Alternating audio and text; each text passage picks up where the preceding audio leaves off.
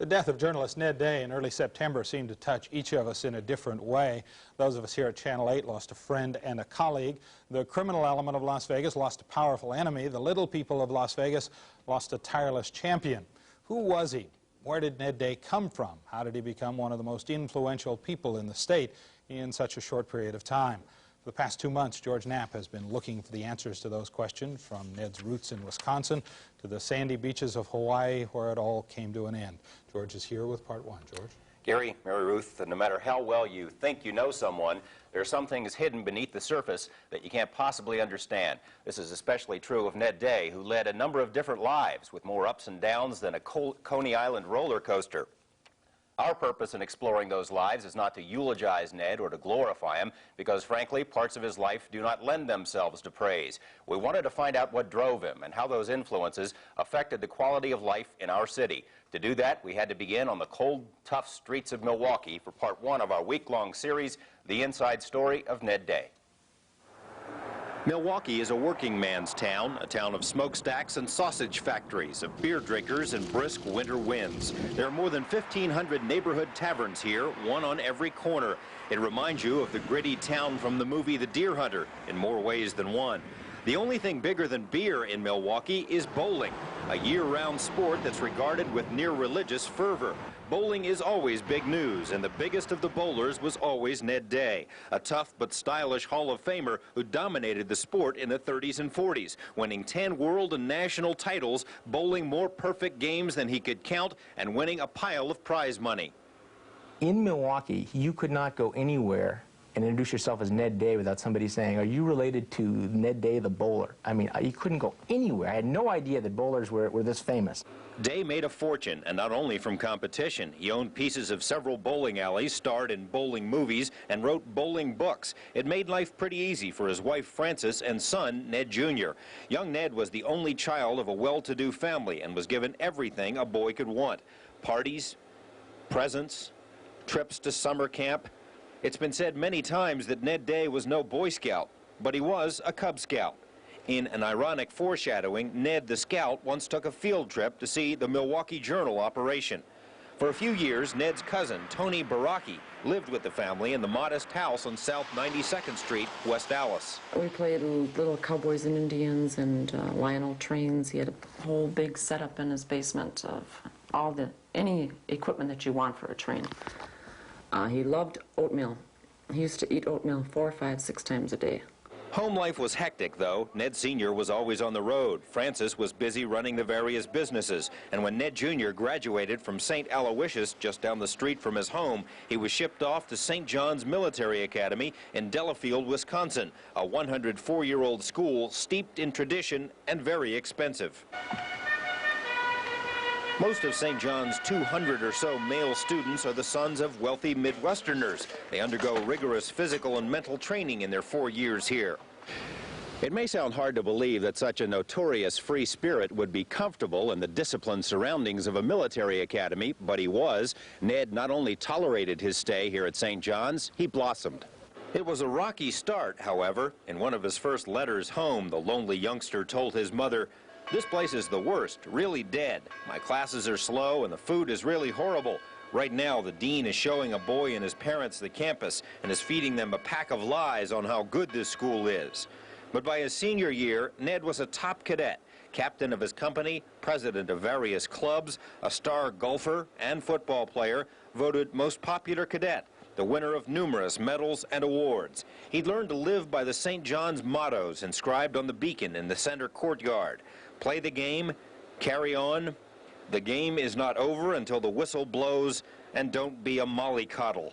One of his professors still remembers Ned Day 24 years after graduation. I remember Ned from duty in the barracks in the evenings. He did have a famous father. A lot of our parents are famous in their own right, and that would not cause him any problems there at all.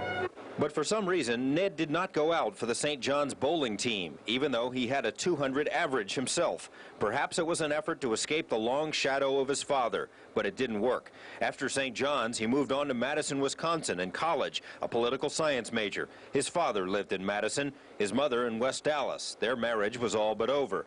Ned Jr. soon began to slip into the bowling lifestyle and away from academics. Within 2 years, he had quit school. He made a brief fling on the pro bowling tour, then drifted into a netherworld of bars, pool halls, and gambling. He ran a tout sheet, booked bets, and bartended at joints owned by the Milwaukee mob. At one topless bar owned by the Balistreri family, he met an exotic dancer named Judy, a former Miss Nude America. They were married in 1972. The early 70s were tough times for Ned. His father, who'd become an alcoholic, died penniless. Ned Jr. passed some bad checks in order to pay off a bookie and was arrested. His marriage was disintegrating. It was at this lowest of points that Ned's godfather, an attorney, talked him into returning to school. He quit bartending and bookmaking, sold his diamond pinky ring, and took a job delivering pizzas for this West Allis eatery, named, coincidentally, Ned's Pizza. He applied to the University of Wisconsin-Milwaukee. The family assumed he would once again major in political science and eventually become a lawyer. Ned always liked a good argument, and I think that's where I first got the impression. He didn't care if he was right or wrong, or you were right or wrong, as long as you could keep a conversation going and he would state his viewpoint and you'd state yours. But the application letter was intercepted by a journalism professor who at once recognized Ned's unique writing style and talked the 28-year-old would-be student into changing directions. Professor Charles Sykes took Ned under his wing and helped him land a job at a weekly newspaper in West Allis. Sykes died a few years ago, but his son, who was also just starting out, remembers Ned's transition from street scuffler to street reporter. Ned had clearly been, I won't say part of the underworld, but had had a very different life and existence. He would talk about the fact that you know, just a few years before, he'd been riding around in expensive cars, wearing fur coats and jewelry, and he said, described himself as a gambler. He was a gambler. But he decided at some point in his life that he was going to get out of that. And he dumped all of his former relationships. He got divorced, and with almost no money, went back to school. So by the time I met Ned, he was driving around in this crappy little Volkswagen, delivering pizzas, and working on this weekly newspaper. It didn't take Ned long to catch on to the journalism trade. Tomorrow, we'll take a look at those early days and at the painful experiences that caused him to leave Milwaukee. It was 2 months ago today that our friend and colleague Ned Day died on a beach in Hawaii. As we told you yesterday, Ned's rise to prominence in the journalism world followed a highly unlikely path, from military school to the pro bowling tour to bartending for mobsters and delivering pizzas. When he finally landed on his feet at a small Milwaukee newspaper, Ned knew that he had found his role in life. George Knapp picks up the twisted path that led Ned to Las Vegas in part 2 of our cover story series, The Inside Story of Ned Day. Those who remember the young Ned Day can recall a quiet, proper Catholic boy growing up in a quiet, proper Catholic neighborhood in West Allis, Wisconsin. He was quiet even when he was young. He was quiet, and I always thought he was very quiet until I went to Las Vegas and found out he wasn't. It must be hard for anyone who knew Ned in his later years to imagine him as ever being a quiet type. But somewhere between boyhood and stardom, he acquired the skills of a master showman. No one was a better promoter of Ned than Ned, an ability he may have picked up from watching his famous father, the bowler, who used movies and books to keep his own legend alive long after his skills had faded. In any case, Ned Jr. was to put the same talents to good use in his newfound interest, journalism. He got into journalism at the insistence of a professor and soon found his niche. At the University of Wisconsin-Milwaukee student newspaper, Ned quickly established his own identity. One early interview was with a hooker. Another article led to the firing of a professor. Within just a few months, Ned, the student, found out he could actually make money at being a reporter. This is where Ned landed his first job in journalism. Back in the early 1970s, it was headquarters of the West Allis Star. Today, it's a machine shop. Despite such humble beginnings, though, he knew even then that this was what he was meant to do. This was 1975, and we went out, and he and I together saw All the President's Men, and we thought we were going to be Woodward and Bernstein. We're raw reporters, And we took on what we thought were major corruption stories here in Milwaukee, and we went out at night, we visited people's houses, we went through public records. Sykes and Day were the holy terrors of West Dallas journalism, digging out minor scandals, embarrassing incompetent officials, playing it all by the seat of their pants. We were working for the Post newspaper, making $160 a week, and thinking that we were hot shots, knowing almost nothing about journalism, making it up as we went along. And Ned was really sort of the inspiration for the rest of us. Despite his inexperience, Ned became the big fish in this very small pond. He made good use of his colorful contacts and shady past by scurrying through familiar haunts to come up with good stories. His nighttime job as a pizza delivery man provided the impetus for an hilarious feature article that was picked up and printed by the Milwaukee Journal. He moved up to the editorial page and often had his likeness featured in the weekly paper.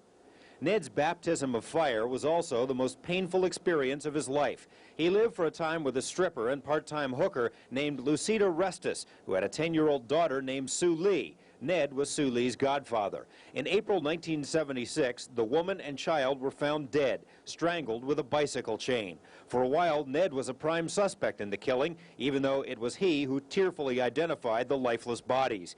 He became obsessed with finding the real killer. He returned to all of his old hangouts, questioning strippers and bartenders, obtaining leads that were not given to the police.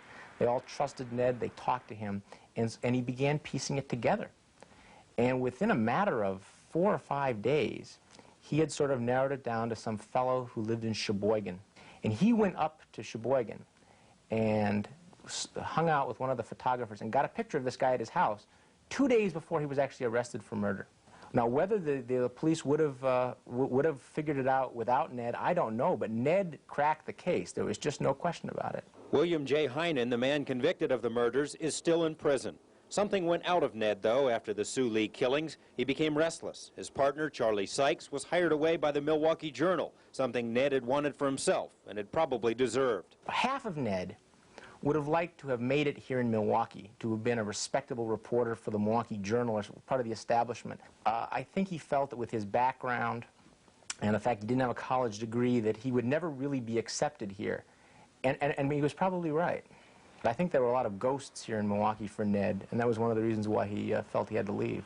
At the urging of a friend, Ned took a jaunt to Las Vegas. It was love at first sight. The town reminded him of all the years spent in bowling alleys, bars, and pool halls. He later told a reporter, Las Vegas is like a pool hall to the 400th power, the same basic environment, just magnified. Ned decided to find a job here. He applied first to the Las Vegas Sun, but wasn't hired. An acquaintance suggested he try the small, struggling Valley Times, a North Las Vegas publication renowned for its bad checks, tough reporting, and strange characters. One of those was reporter Linda Cooper, now a public relations executive. And the Valley Times was a collection of disparate journalists, and we together formed sort of an ensemble journalism team, which Bob Brown always bemoaned the fact he didn't pay us enough to tell us what to write. So we all went off on our various ways, and I think had a great little paper. Ned was introduced to publisher Bob Brown, who read the old pizza delivery article and hired him on the spot. Ned made only one demand, a corner desk. He got the job, the desk, and a whole new world to conquer. He liked the glitz, the glitter, the bimbos, the lounge lizards. He liked the movers and shakers, and the fact that we were such a young, upstart city, and I think that was his kind of place. He was on his way. Tomorrow, Las Vegas stardom. George Knapp, Eyewitness News 8. Ned's move from newspapers to TV was not always smooth. Tomorrow night, some of the things you didn't see, some of Ned's outtakes. Tonight, in part 3 of our special cover story series, The Inside Story of Ned Day, a look at the Las Vegas years. Ned arrived in Las Vegas in the fall of 1976. A short time later, he told a co-worker, also new in town, that the way Las Vegas is set up, they could both be famous in 10 years. Pretty strong stuff for a guy who drove an old beat-up Volkswagen, wore second-hand clothes, and worked at a struggling newspaper. But the prediction was, for the most part, true, even though Ned did it in less time. Tonight, in part 3 of our series, George Knapp looks at how Ned made good on that promise to be a star. Ned Day was fond of saying that Las Vegas is the last great frontier boom town in America, and that, like all boom towns, is the kind of place that attracts the best and the worst of people. People who are upwardly mobile, ambitious, hungry, people like Ned Day himself. He started at the bottom, working as a beat reporter for a tiny North Las Vegas newspaper, earning $150 a week, trying to learn the ropes in what he saw as a ripe tomato of a city. His first Christmas here was spent in a topless bar on the Strip. His wardrobe was secondhand. We went to the North Las Vegas Salvation Army, where he found some wonderful buys. He found his Jimmy Olsen flak jacket, which was a retread from Nellis, I suppose. He found lots of narrow little ties that he just loved, and vests, and corduroy wool, all kinds, and plaid shirts.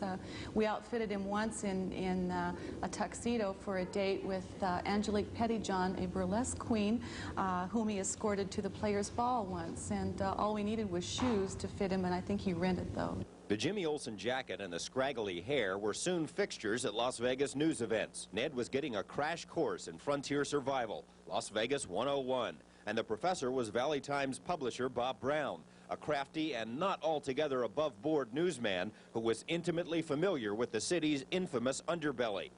Ned's relationship with Brown may have been the most influential of his professional career. He learned to love the old pro like a father. Brown gave the young upstart a free hand and his own column. The column, a mixture of Mike Royko, Hunter Thompson, and Jack Anderson styles, soon became must-reading for the Las Vegas elite. The new columnist specialized in exposés, land fraud and pahrump, incompetence in state government, crooked doctors, shady political deals, and the workings of the Las Vegas mob. Ned got to know the people in the federal building, and he really cultivated them, made them see that they could trust him with their information. And he was like their only friend.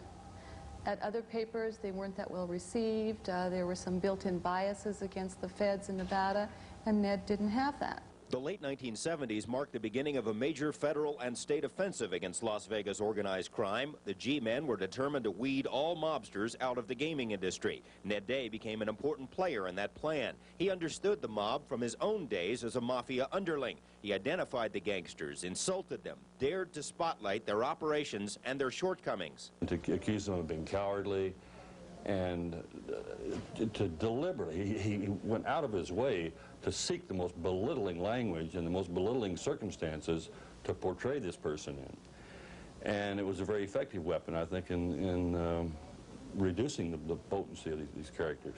Keevil knew the tactic well. For 6 years, he edited every column that Ned wrote for the Review-Journal. The larger paper lured Ned away from Bob Brown when the columnist became bigger than the Valley Times itself. It was a painful decision, but the promise of a 25-fold increase in readership and a paycheck that didn't bounce was too powerful to resist.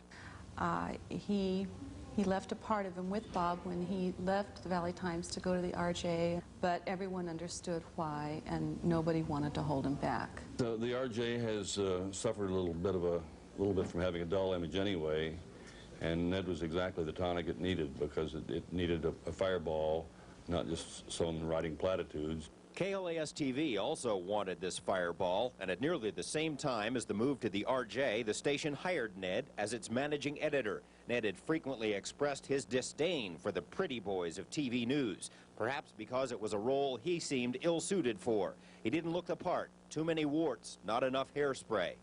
He was very apprehensive about coming to work on television. He didn't feel that he was the classic television reporter or anchor. He had a Milwaukee accent. He spoke with kind of nya, and he just didn't feel comfortable in front of the camera. We did a couple of not rehearsals, but a couple of tryouts on him, and his hand was shaking so violently that he was very nervous in front of the camera. The thing I was able to tell him was, you just be Ned on camera as the same as you're off camera. Don't change. Don't put on a facade. Be what you are off camera as you are on camera, and you'll be accepted. 3, 2, 1. In addition to overseeing the Chicago mob's casino, 3, 2, 1. It could be the plot line for a new bittersweet comic strip, Little Orphan Peggy. I'm talking about the Republican... What is going wrong today? It's the pressure. My mother's in town. That's what it is. But the Stardust skimming convictions, combined with Spilatro's departure from this life, have created a power of...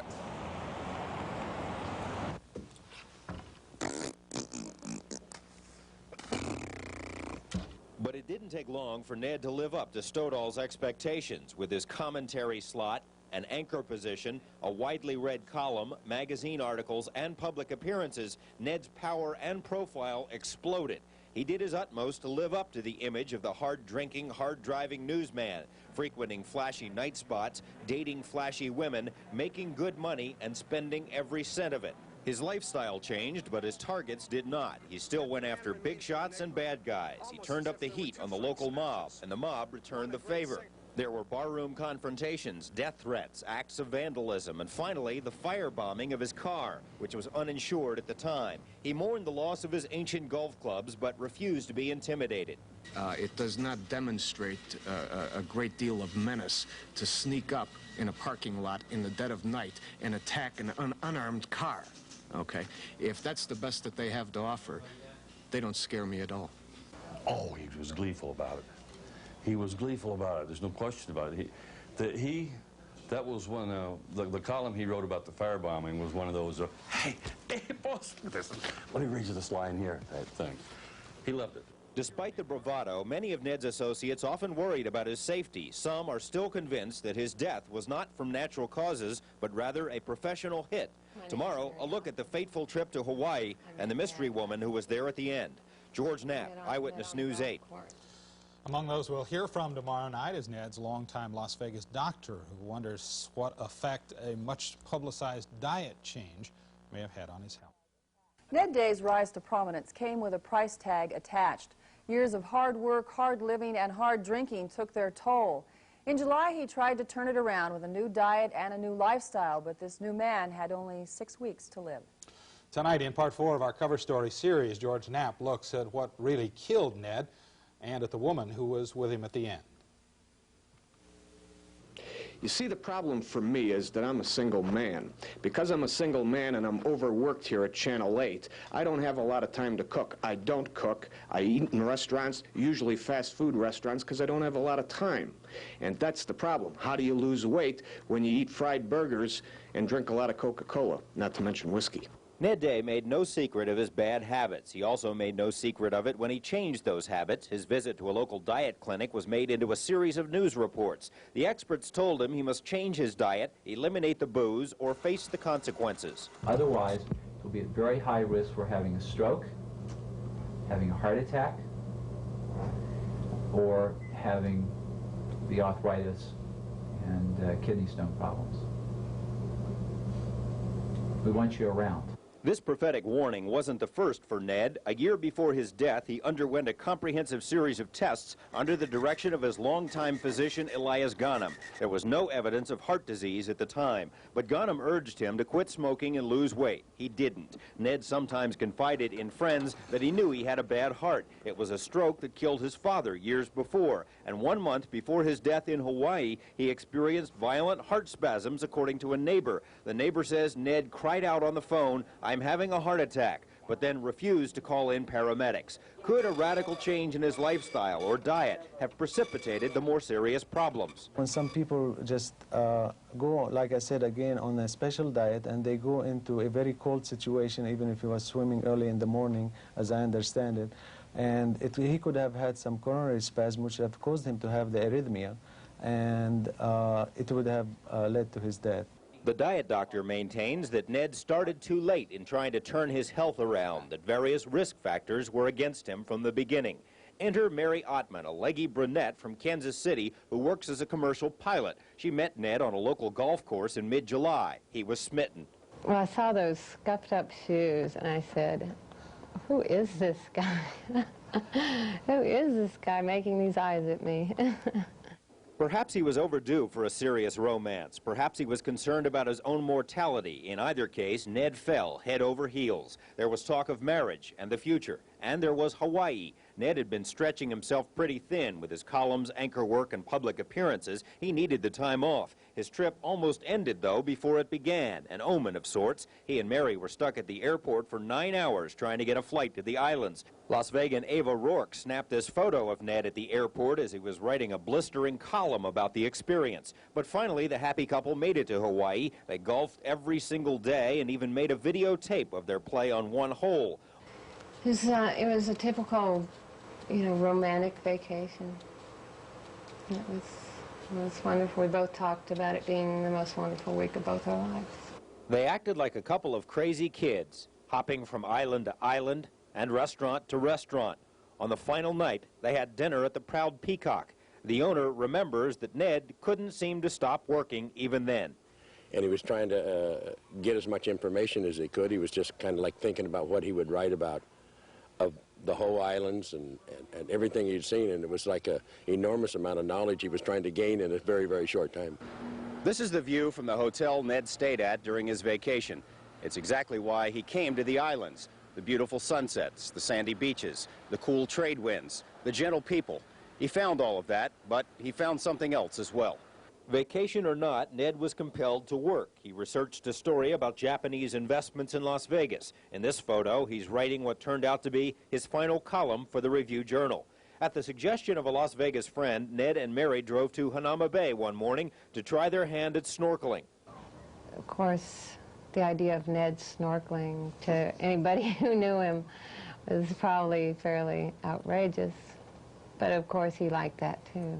Ned sat down at the water's edge and strapped on his gear as Mary snapped this picture, his last. Seconds later, he waded in, along with throngs of other tourists there to see the reef and fish. After they'd swallowed enough seawater, they decided to head back to the beach, Mary in the lead. When she got to her towel, she turned around, expecting to see Ned. The next thing that came into my frame of vision was 2 lifeguards pulling one under each arm of a man, pulling him to shore. And on my second look, I froze, of course, at that point, praying against all prayers that it wasn't Ned. One lifeguard who administered CPR recalled Ned's last words. It was no time for eloquence. People around him asked if he was okay, he responded no, no, and toppled into the water. The people in the water at that time supported him until we were able to arrive and bring him to shore. Although emergency vehicles were on the scene almost immediately, it was 45 minutes before Ned arrived at Queens Hospital. The emergency room supervisor says time was not a factor in the outcome. It really should not have, because of the fact that the CPR was initiated immediately at the scene. We arrived at the hospital and they continued to work on him. And 20 minutes later, the doctor came in and said, he's dead. By the time Ned's body arrived at a Honolulu funeral home, news of his death was already spreading. It hit Nevada like a Pacific tidal wave. Good evening, everybody. This is the toughest story we've ever had to report, so bear with me. Channel 8 anchorman Ned Day is dead. Police say he collapsed on the beach of a popular snorkeling area. We have lost a friend and fellow newscaster who loved life and loved reporting on it. Ned was a friend as well as a colleague. Most callers want to know about foul play in Ned's death. There was no foul play. The doubts still linger, however. They are almost certainly unfounded. Honolulu police were informed of Ned's reputation and were on the lookout for anything suspicious. Dr. Mary Flynn, who conducted the autopsy, was cautious in arriving at her conclusions. Her official report, issued weeks later, is firm in its finding that heart disease was the culprit. Ned was at the high end of virtually every risk category for heart disease, had a personal history and a family history of heart problems. There are many people who may have wanted him dead, but they were not to blame for what happened at Hanauma Bay. It may be time to finally put aside such suspicions, which is how Ned would have wanted it.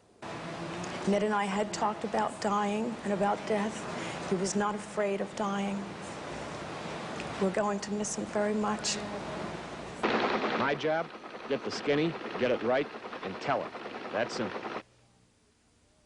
Ned may be gone, but he lives on in different ways. Tomorrow night, in the conclusion of our series, we'll look at the legacy of Ned Day.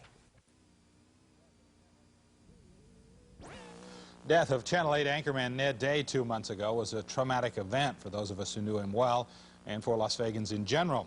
We told you at the beginning of our week-long series that it was not our intention to present Ned as some heroic, larger-than-life figure. The only thing is, he was larger than life.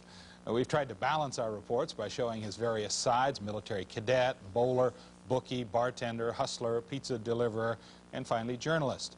The sum total of those various roles made up the Ned Day we knew, and whose legacy is still with us. George Knapp joins us now with the conclusion of our series. George? Gary, Mary Ruth, Ned probably would have pretended to be embarrassed by the word legacy, but he certainly left one. He set the parameters himself in a letter written to his mom and grandmother just shortly after first arriving in Las Vegas 11 years ago. He wrote, "I know that some things I have done in the past have served to dishonor you both, but those days are behind me. I may never be rich, but I do plan to be the best damn newsman possible." I think it's safe to say that he lived up to that pledge. The memorial service held for Ned Day could have easily ranked as the social event of the season.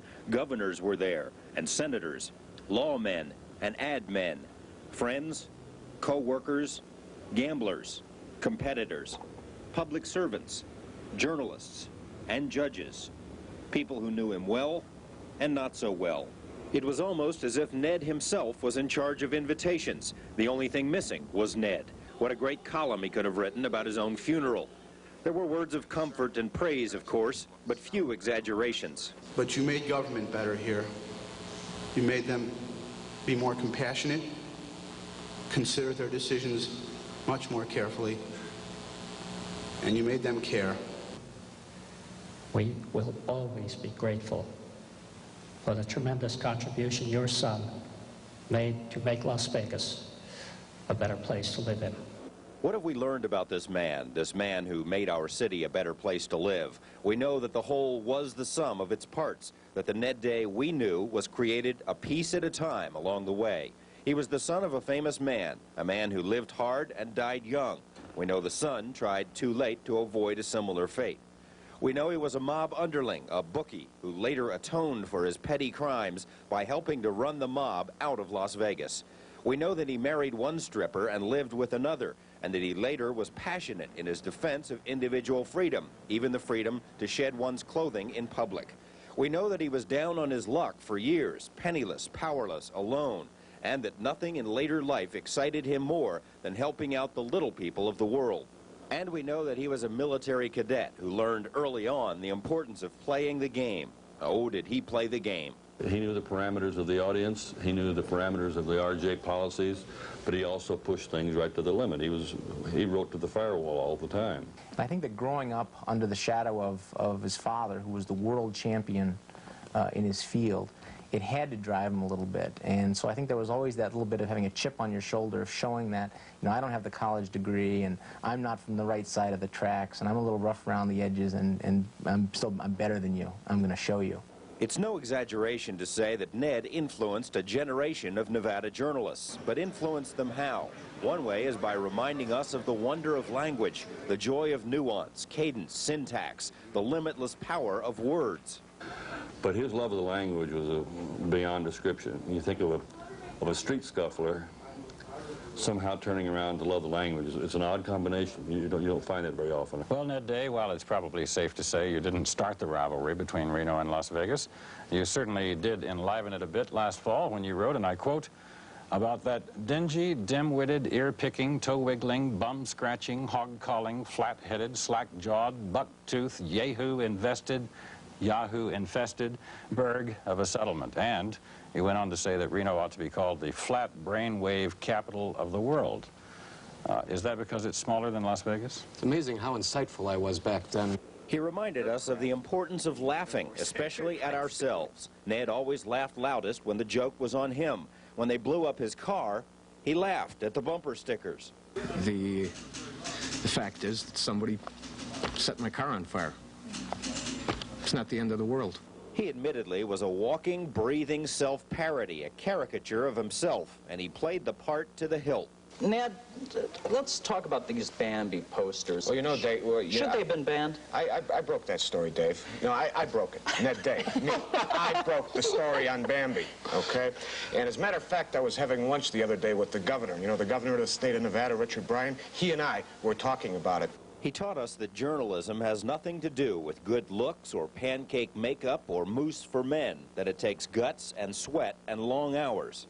He had a personality. He had a persona. There was a quality about him that was bigger than life.